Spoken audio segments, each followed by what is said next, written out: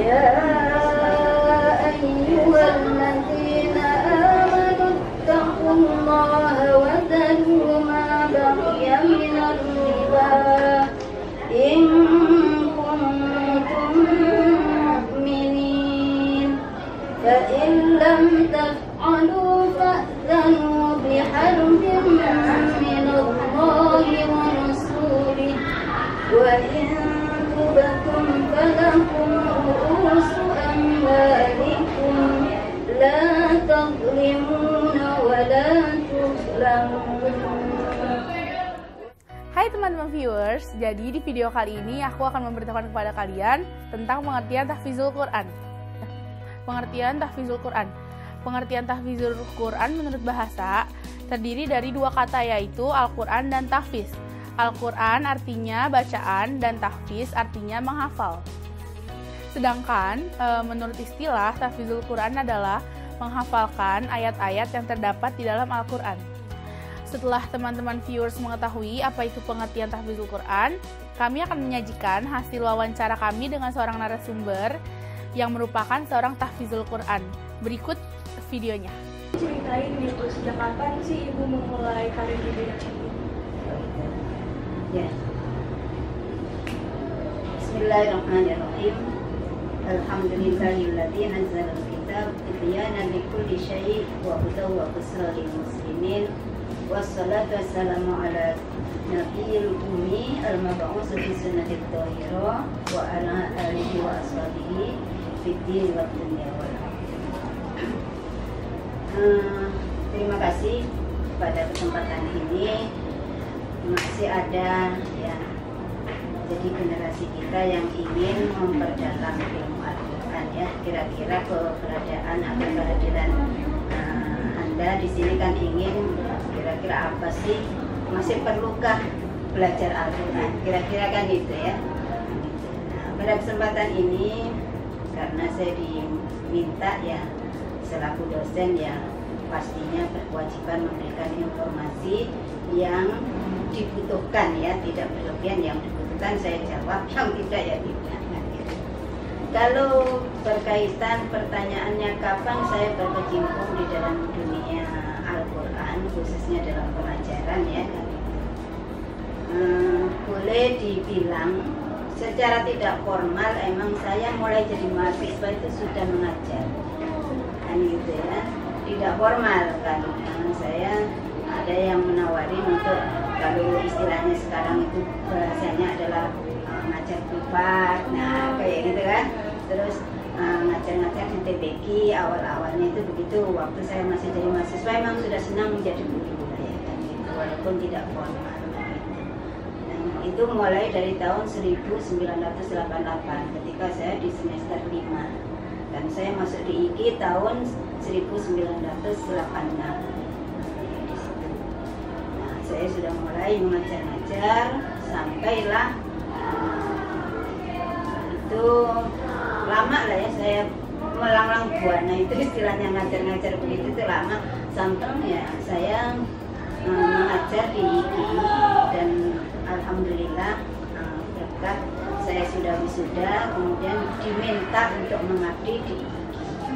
Diminta ya, bukan saya melamar, jadi saya diminta. Bahkan data instruktur tahfidz saya mulai dari tahun 1991 sampai sekarang.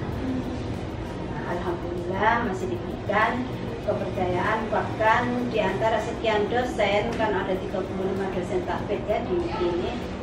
Itu yang paling banyak itu saya, sampai 70 lebih.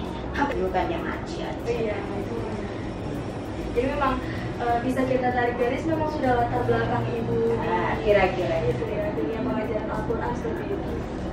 Baik Bu, kalau tadi sudah sejak tahun 1980-an malah ya, iya. Itu kira-kira prestasi atau pencapaian apa aja sih yang udah Ibu miliki di bidang ini? Nah, malu juga nih ya.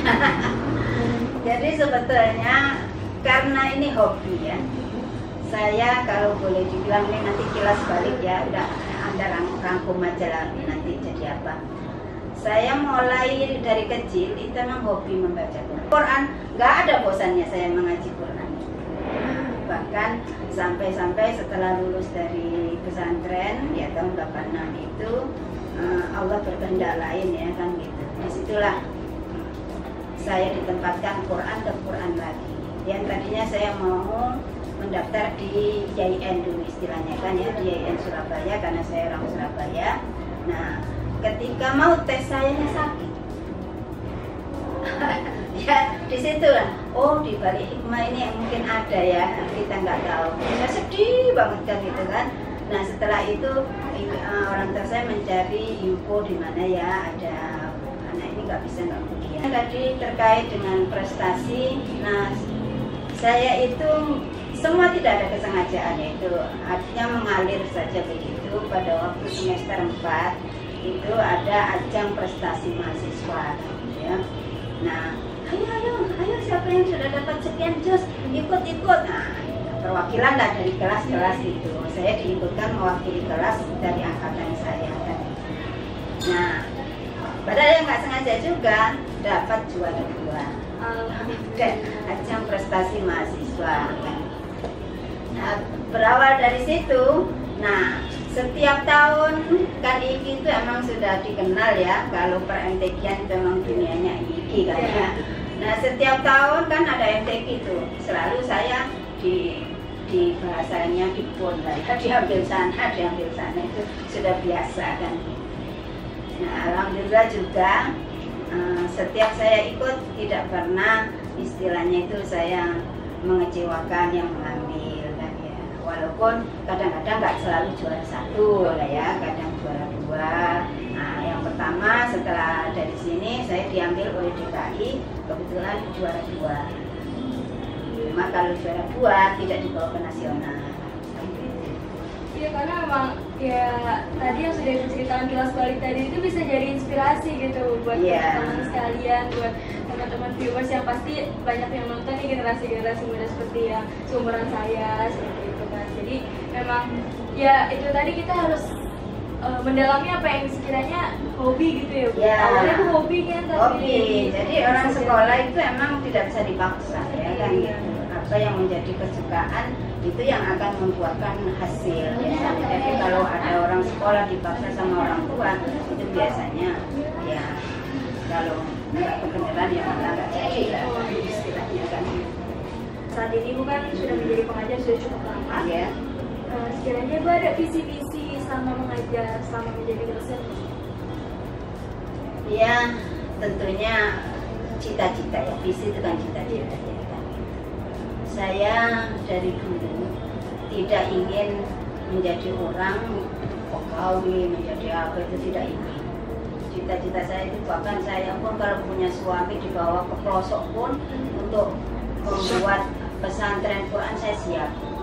Nah, jadi ingin membentuk generasi Quran. Sehingga saya wujudkan selain di sini itu saya punya lembaga di rumah namanya Yayasan Lembaga Pendidikan Al-Quran Baitul. Itu berkecimpung di mulai PAUD, TK, TPQ sampai yang remaja sampai nenek-nenek. Nah ini belajar Quran. Jadi itu alhamdulillah lah ya kan gitu, semua masyarakat menyambut baik. Nah kalau di IKI ya visinya yang melaksanakan apa yang diemban oleh IKI kan, istilahnya kan visinya menjadikan sebuah perguruan tinggi berbasis Al-Quran secara mendunia. Istilahnya itu kan visinya terlalu tinggi. Ya karena punya visi Quran ya tentunya dosen-dosen harus ya istilahnya itu berkualitas yang baik dan mempunyai dedikasi yang tinggi, dan keikhlasan itu sangat penting di dalam dunia pendidikan khususnya. Saya boleh dibilang istilah saya itu untuk mengajar Quran itu kalau sudah mau tidur saja. Jadi begitu saya datang di sini kan, itu nanti anak stop sampai saya pulang kan. Dan nanti sampai rumah istirahat lah ya sampai maghrib. Nanti habis maghrib ada tetangga-tetangga ibu yang sampai jam 11 baru saya besok begitu lagi. Jadi memang kegiatan ibu full dengan itu, Full dengan mengajarkan itu. Al-Quran ya Bu. Ya paling sesekali, nggak tiap hari kalau ada yang minta ceramah. Dan kebetulan saya juga membidangi dalam bidang fikih, karena fikih juga tidak terlepas dari Quran ya. Nah itu termasuk pendalaman yang itulah saya menjadi pengajar tetap di Balai Kota Dki. Untuk sebulan sekali kajian muslimah tentang fikih. Jadi bisa saya share gambarnya ada. Juga berarti bisa sharing-sharing jadwal juga Bu, barangkali nanti ada yang nonton biar bisa datang ke kajian ibu. Ya. Baik Bu, terus ini menyangkut lagi-lagi tadi teman-teman viewers semua yang mungkin kebanyakan generasi muda gitu.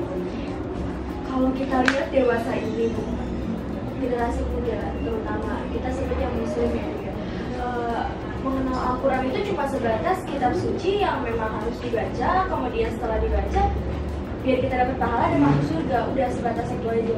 Jadi mungkin banyak yang berpikiran yang memang kita baca Quran karena ya sudah kewajiban kita, karena itu kitab suci kita, tapi dalam arti kata setelah membaca selesai sudah, gak memahaminya, kemudian gak mengkajinya. Ibu bisa jelasin nggak menurut pandangan ibu tuh alasan kenapa sih kita penting mempelajari ilmu Al-Quran biar nanti kalau teman-teman nonton bisa sadar gitu Bu, kalau memang itu sebetulnya ada juga masyarakat kita sekarang ini yang sudah sadar ya, tapi tidak semuanya. Kita bisa lihat di TV-TV bermunculan anak-anak kecil sudah pandai mengaji kan ya. Kemudian ada ajang anak kecil tahu ayat ini, tahu tafsirnya ini, Anda lihat nggak di TV kan itu yang anak kembar itu kan itu. Itu juga merupakan subhanallah kata saya ini tanda-tanda kiamat yang bagus betul kan gitu kan, yang jelek betul. Sampai saya katakan anak-anak yang ada anak laki-laki anak yatim itu dia hafal Quran dalam waktu 8 bulan, ada yang 10 bulan. Kemudian dia hafal hadis. Ini hafal halamannya baris keberapa. Ini kata saya melebihi Imam Syafi'i kan gitu kan.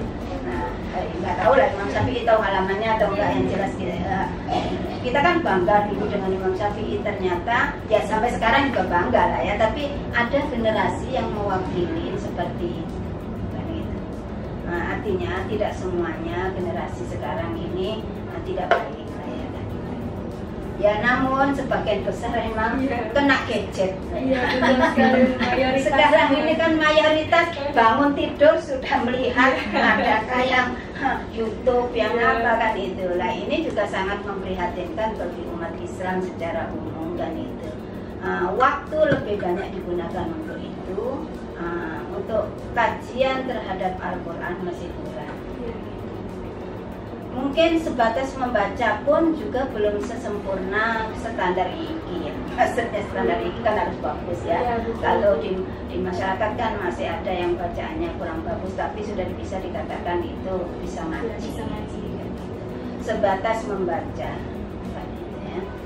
Nah, rangkaian belajar emang tidak semudah kita membalik tangan ya kan gitu. Jadi belajar konteks belajar Al-Quran emang awalnya membaca.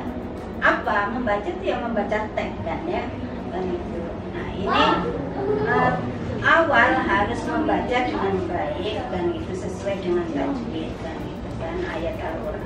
Tartilil Quran, bacalah ayat Al-Quran itu setartil-tartilnya, artinya sebagus-bagusnya sebagaimana yang dibawakan oleh Sayyidina Ali itu.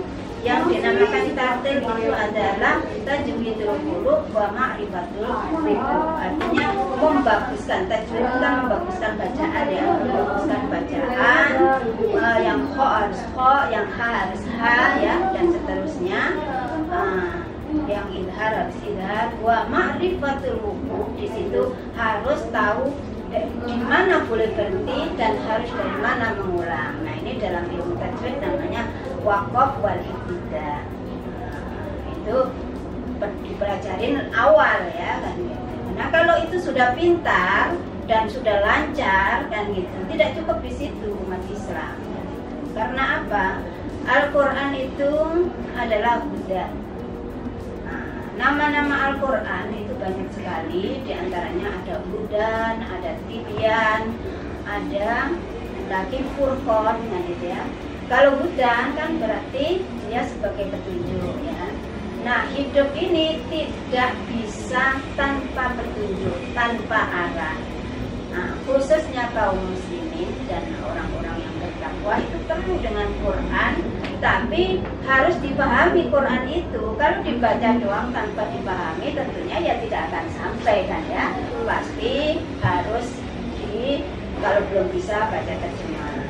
Terjemah pun tidak cukup karena terjemah Indonesia kadang-kadang juga nggak bisa ditangkap lah ya kan itu. Maka mesti bacalah tafsir kecil-kecilan. Emang harus bertahap orang belajar itu untuk menggali apa sih sesungguhnya Al-Quran ini. Nah, dengan namanya yang sebagai hudan berarti petunjuk. Petunjuk bagi siapa? Dikatakan hudan lil muttaqin, gitu kan? Petunjuk bagi orang-orang yang bertakwa.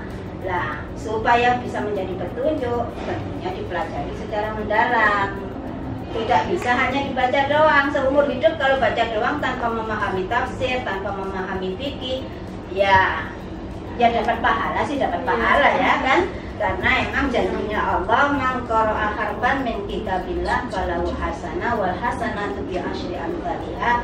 La aqulu alif lam mim walakin alifun sendiri, walamun sendiri, wa mimun sendiri.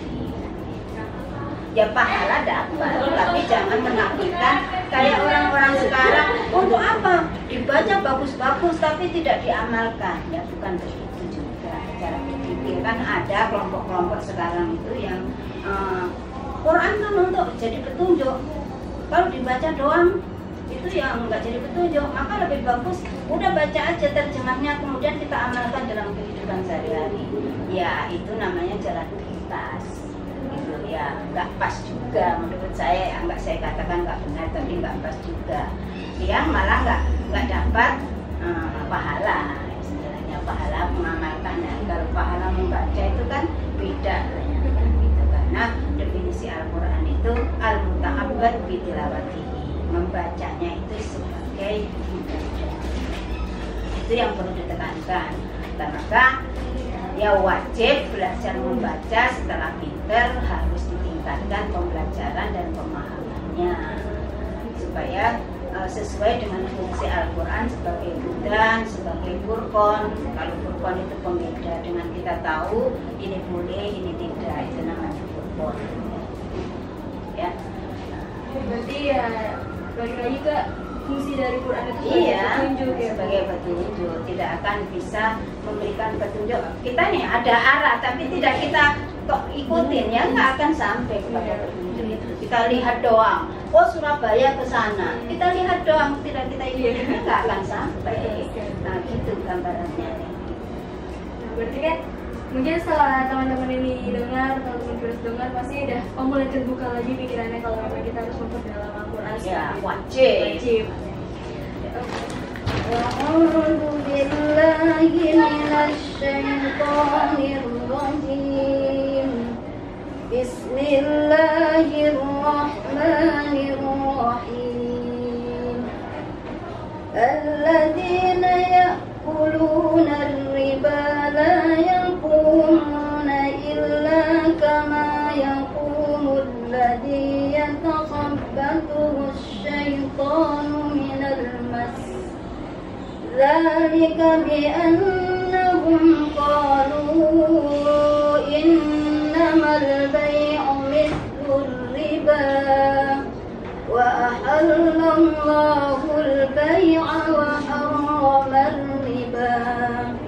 Faman ja'ahu maw'izatun min rabbih fantaha falahu ma salafa wa amruhu ila Allah wa man 'ada fa ulaika ashabun nar hum fiha khalidun. Yamhaqu Allahu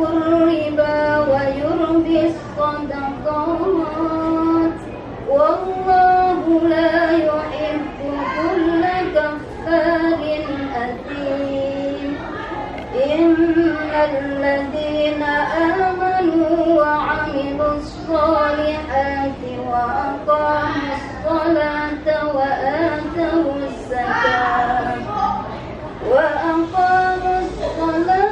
وآتوا الزكاة لهم أجرهم عند ربهم ولا خوف عليهم ولا هم يحزنون.